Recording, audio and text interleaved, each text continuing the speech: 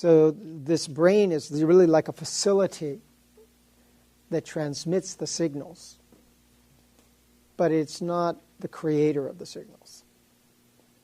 So there's a difference, and it's an important understanding that we are not this limited physical brain and its cells. That mind, at least from an Eastern perspective, is much bigger than that. And takes it out of it, puts it in a whole different context.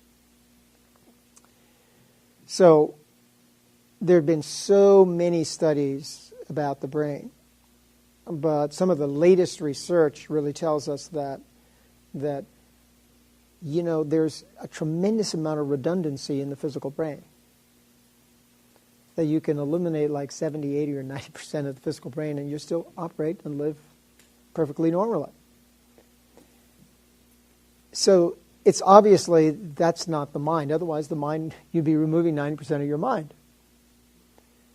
So the metaphor that works for me is that the brain really is the receiving station, like the TV. It's the mechanism by which we receive. And the mechanism has to work. Can't be in shabby condition. But it's not where the signals come from. It's not, the programming is not done in the TV. It's received from all the different stations, something. So mind from an Eastern point of view, and I think it's important to look at that, is there are levels and levels of mind. Right? There's a physical mind, but there's also what they call an astral mind and even a causal mind. Right?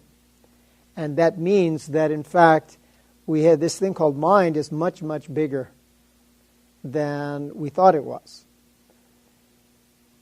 Some of the Western psychologists, particularly Jung, kind of tapped into some of this because he also studied Eastern psychology.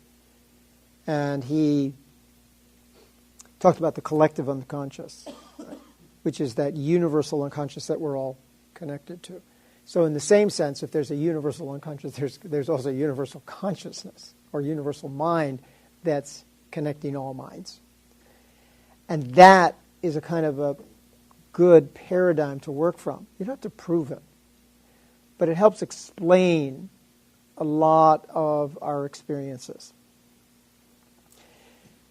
We've already talked about the fact that we are not our thoughts, and that's an important realization to come to, because if you don't, every single thought that goes through your head, you assume is you, and we have so many thoughts that are completely extraneous to who we really are as personality. So we're choosing what we identify with, and this is important to understand, because we have that power to choose what we are going to identify with and what we're not going to identify with.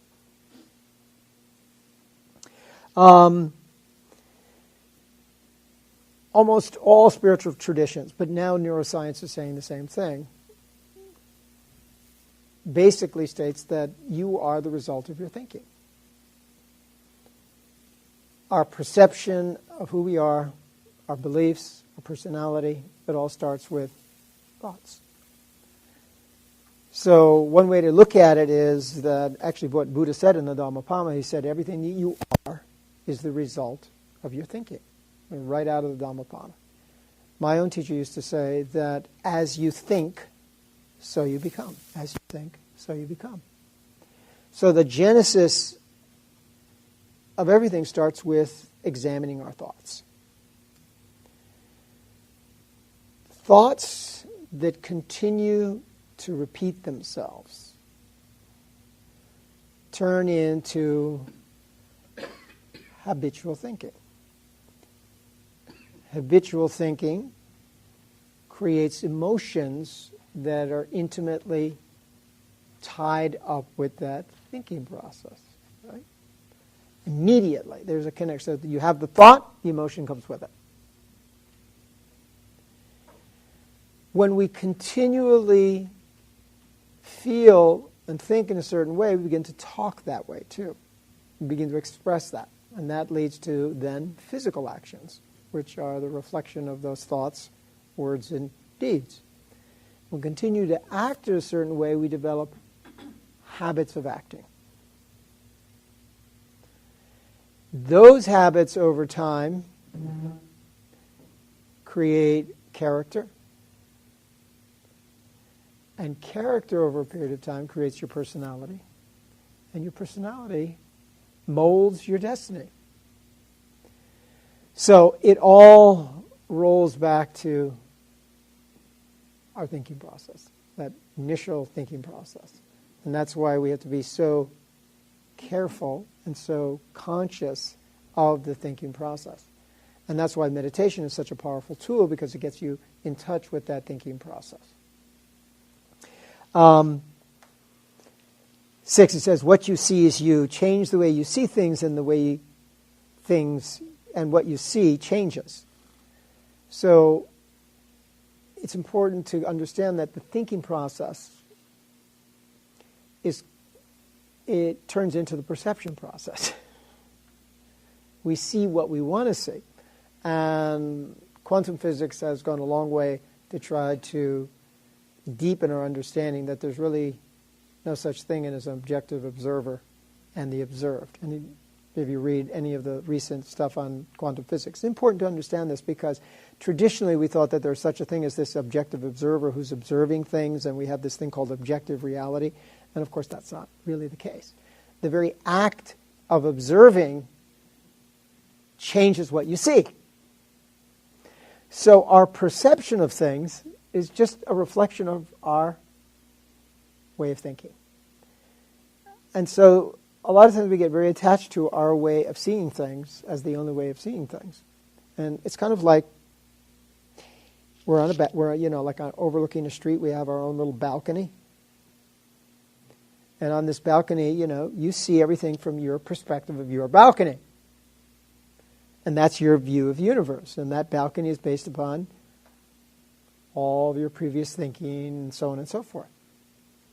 So in the same way, what we're all doing is we're seeing everything from the perspective of our past events, past experiences, which are coloring everything. So what we have to do then is take responsibility for what we're seeing. My own teacher said something very powerful, which shifted my whole attention away from the traditional views of reality as some fixed reality out there that everybody is seeing, and that we're all seeing the same thing. And of course, that's totally not true. And even in a weekend like this, everybody's going to go away with different things. Everyone's going to have a different perception of what went on. Everyone's going to remember different things and highlight different things. So our mind is not like a video camera that is recording everything. It picks and it chooses what it wants to remember according to past experiences. So we're creating our own reality on a moment-to-moment basis. And the reality you create is the reality that we have to live with. Another way to say the same thing is what you see is you. There is a higher state than that, and that's when we get through all of the clouds and all of the confusion, and we start to see things from another perspective, which is not colored by our selfish agendas. Very hard to understand what that reality looks like. Because we become outside of our individual perspectives. But from a mystical point of view, it's like entering into another person and seeing everything through their lenses. And then understanding them through their own lenses. Because you can't understand it from your own lens, you have to understand it from somebody else's. You have to go inside their beingness. And that's what mindfulness tries to do. It tries to enter into the quality, the experience of the other person by not being judgmental. And allowing that person's experience to be yours temporarily. So that you can fully understand who they are. Without any judgment, and without any fear or anxiety.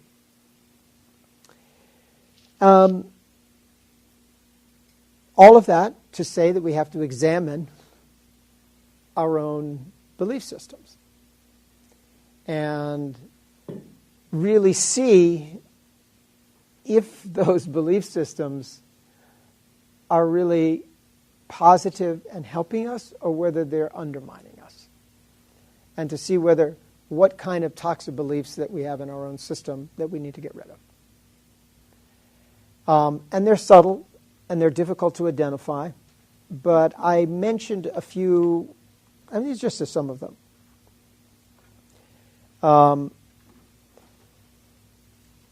They are in some ways similar to what you might call self-limiting beliefs, but they're also another category called toxic. So there's self-limiting, and then there's also the very just toxic belief systems that really undermine. And both of them are really detrimental, and both of them prevent us from creating an experience of life in the moment that is deep and profound and filled with joy and compassion.